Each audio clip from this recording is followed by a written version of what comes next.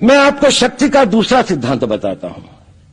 मुझे नहीं मालूम कि यह सिद्धांत मुझे बताना चाहिए या नहीं, मुझे यह भी नहीं मालूम कि यह सही है या नहीं, लेकिन क्योंकि मैं इसको मानता हूं और मुझे मालूम है कि इसके बारे में कई लोग जिनके हायर मॉरल वैल्यूज हैं शायद न भी समझते हो या न भी वो रखते हो, लेकिन एक मेरा विचार है, चाहे तो इस पर विचार करें।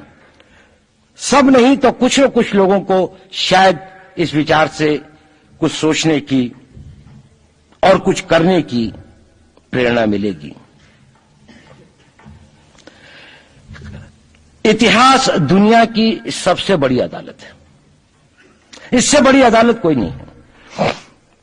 सुप्रीम कोर्ट में क्या हुआ, हाई कोर्ट में क्या हुआ, लड़ाई के मैदान में क्या हुआ, इलेक्शंस में क्या हुआ, ये सब बातें आती हैं चली जाती हैं, बाद में रह जाता है केवल इतिहास। और इतिहास का निर्णय हमेशा उसके पक्ष में गया है जो शक्तिशाली था। इसने कभी उसका साथ नहीं दिया जो न्याय के साथ था, जो सही था। अगर ऐसा होता तो दिल्ली में बाबर रोड होती है, बाबर रोड है लेकिन राणा सांगा रोड नहीं है, क्योंकि बाबर आया, विजयी हुआ, राणा सांगा हार गया। भारत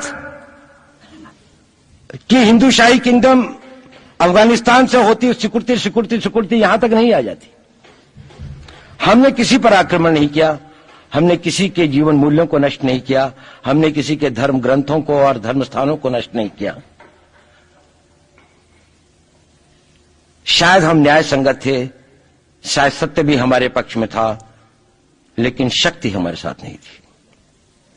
इसलिए इतिहास ने हमें उसकी सजा दी। इतिहास ने हमेशा उनको सजा दी जिन्होंने विचारों को कर्म से और न्याय को शक्ति से अधिक महत्व दिया। अब मैं ये नहीं कह रहा हूं कि उसको उसकी तिलांजलि कर देनी चाहिए, ये नहीं है कि न्याय का अपना महत्व नहीं है, लेकिन यदि कॉन्फ्लिक्ट ऑफ इंटरेस्ट हो तो शक्तिशाली बनना ज्यादा आवश्यक है। भारत धर्मगुरु भी तभी बनेगा जब एक शक्तिशाली भारत का निर्माण होगा। जिन लोगों ने भारत के ऊपर आक्रमण किया, भारत के ऊपर राज किया, इस प्रकार से राज किया कि राज करते वक्त, जाते वक्त अपने गुलामों से कह दिया कि तुम राज कर लो, हम तो जा रहे हैं, तो यहां पर गुलाम वंश भी बन गया। अगर हम लड़ाई के वॉरफेयर के उसूलों से देखें कि किसी भी राष्ट्र की जो कॉम्प्रिहेंसिव स्टेट पावर होती है, किन चीजों से वो लड़ाई लड़ता है, जिसको हम कहते हैं कि ये शक्तिशाली है, दूसरा शक्तिशाली नहीं है, क्या वो अव्यय होते हैं उसके, क्या घटक होते हैं उसके। तो भारत के पास जनशक्ति, धन शक्ति, ज्ञान की शक्ति, टेक्नोलॉजी की शक्ति, और जिन लोगों ने आक्रमण किया उनकी शक्ति को अगर हम ये देखें तो शायद 1 और 1000 का अनुपात भी नहीं होता। लेकिन उसके बाद भी हम वो नहीं कर पाए। और ये प्रश्न भी किसी ने पूछा, उस पर मैं आऊंगा बाद में। निवेदिता जी ने उसका बहुत अधिक उत्तर दिया, बहुत अच्छा उत्तर दिया था कि क्या कारण है, किसके कारण भी हम लोग इस लड़ाई में इतिहास ने हमारा साथ या हमारे पक्ष में न्याय नहीं दिया। क्या कारण है कि कश्मीर में हम लड़ रहे हैं, जिन्होंने हमारे ऊपर आक्रमण हो रहा है, हमारे ऊपर बाहर से लोग आकर वायलेशन हमारे बॉर्डर का करते हैं, इन्फिल्ट्रेटर्स हमारे यहां आते हैं, जबकि पूरा का पूरा कश्मीर भारत का भाग है, अभिन्न भाग है। कानून के अनुसार वहां के राजा ने यह हस्ताक्षर किए, हमें दिया।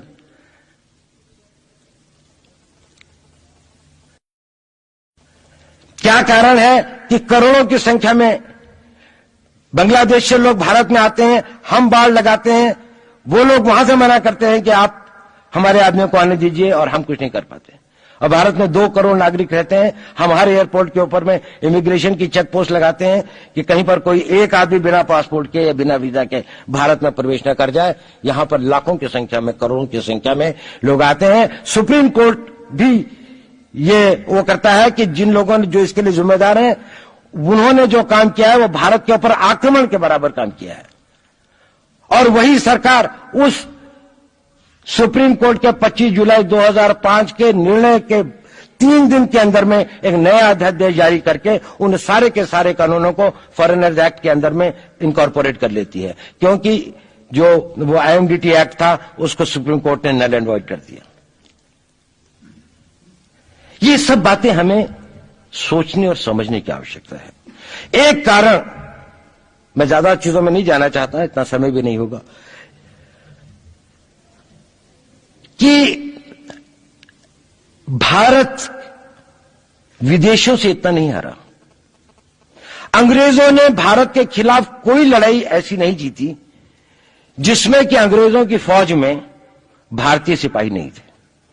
चाहे वह पहले बंगाल नेटिव आर्मी थी, 1857 के अंदर में सिखों और गुरखास ने उनका साथ दिया। जब सिखों से लड़ाई हो रही थी तो बाकी लोगों ने उनका साथ दिया।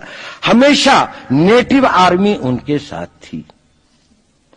जब जब आक्रमण वेस्ट से हुआ, चाहे वो पार्थियंस थे, चाहे हून थे, चाहे मंगोल आए, बाद में मुगल आए, तो लश्कर कहां बने? वो तो थोड़े से लोग आए थे। लश्कर बने काबुल में, जिस वक्त वो इस्लामाइज भी नहीं हुआ था, लाहौर में, सरहंद में। हिंदुस्तानियों को हराया है तो हमेशा हिंदुस्तान के लोगों ने साथ नहीं दिया देश का। और दर्द है तो केवल इसी बात का। भारत के इतिहास में अगर दर्द केवल इस बात का नहीं है कि विदेशियों ने हमारे साथ क्या किया, उनका तो हम मुकाबला कर लेते। दुख इस बात का था कि हमारे सभी लोगों ने साथ नहीं निभाया और साथ नहीं दिया। और इसकी फीलिंग आज भी मुझे इस देश में होती है। और भारत को आंतरिक या बाह्य शक्तियों से जो सबसे बड़ा खतरा है, वो खतरा इस बात का है कि हमारे अपने लोग ही कहीं राष्ट्र की सुरक्षा, राष्ट्र की अस्मिता, राष्ट्र के गौरव का सौदा न कर बैठे, अपने आज के सुख के लिए अपने भविष्य को अंधकारमय न कर दें। और इसके लिए जो जागरूकता चाहिए, इसके लिए जो ताकत पैदा करनी है, वो ताकत केवल समाज के अंदर भी पैदा की जा सकती है। उसको केवल आप लोग कर सकते हैं। वो केवल आज की युवा शक्ति ही कर सकती है।